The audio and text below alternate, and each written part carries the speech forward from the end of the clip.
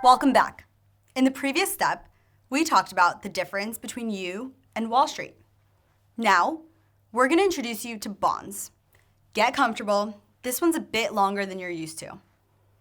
Bonds are boring. We get it. We'll try to make it as fun as possible. But we're still talking about bonds, so bear with us. We promise it's important.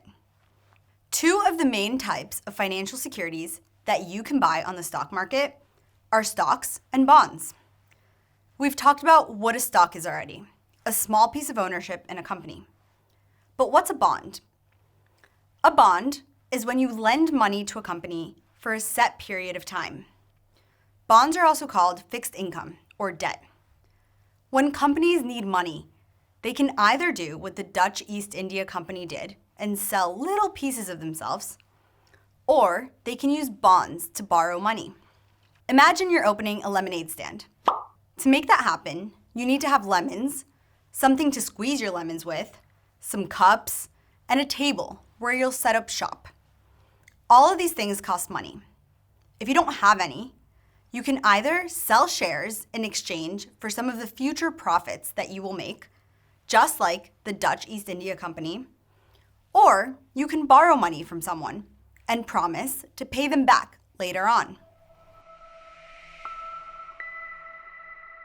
When companies borrow money on the stock market, it's referred to as issuing bonds or issuing debt.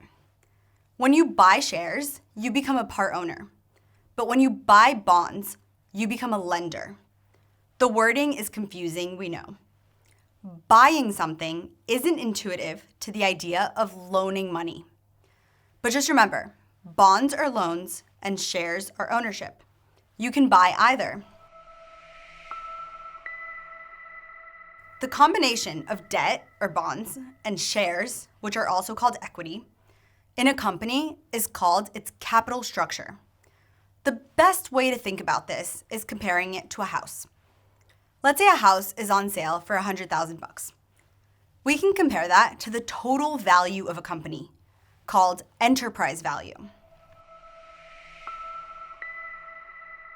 When most people buy a house, they go to their bank and ask to borrow money, called a mortgage. This works very similarly for companies, but instead of calling it a mortgage, they're called bonds, debt, or fixed income. The value that you borrowed, whether as a company or as an individual buying a house, doesn't change. After a certain period of time, you'll be required to pay that back, regardless of what happens to the value of your house. That means that when you sell your house, you first pay the bank before you get anything. The same goes for money that companies borrow. Otherwise said, in the event of a sale, bondholders would get paid before the shareholders get anything, which makes bonds safer and less volatile investments than stocks, generally speaking. If your house doubles in value, you still owe the bank the same amount of money. So once you pay them back, the rest of the value is yours to keep. We call this leftover value equity value because it's the money left over for all equity holders, also called shareholders. For the house, you and maybe your partner are probably the only owners, so you don't have to share that leftover equity value between many people. For companies, though, anyone who owns a single share is a part owner. So you have to share that value with a lot of other people. In the stock market, equity value is also called market cap, short for capitalization. I know, there's lots of different words for the same thing, but we'll keep repeating them, don't worry. The price of a share is how much of the leftover equity value you get after sharing with the other owners or shareholders.